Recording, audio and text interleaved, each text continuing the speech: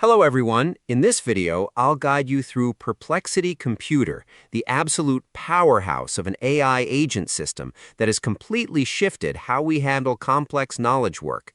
Unlike the standard search bar that just returns links and summaries, Perplexity Computer functions as an autonomous digital coworker running inside an isolated cloud sandbox.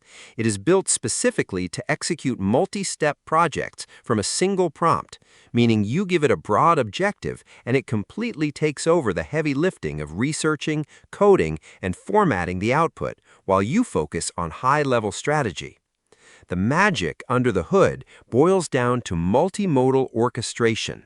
The system automatically routes individual subtasks across over 19 different frontier AI models, leveraging the specific strengths of platforms like GPT 5.5 or Claude, depending on whether a task requires deep code logic, web browsing, or creative asset generation. It can simultaneously fire up multiple subagents to scan the web, read entire source text pages, and utilize over 400 app connectors to sync data from services like GitHub, Notion, and Slack, maintaining an incredibly solid, compressed conversation context across massive multi-day project execution loops.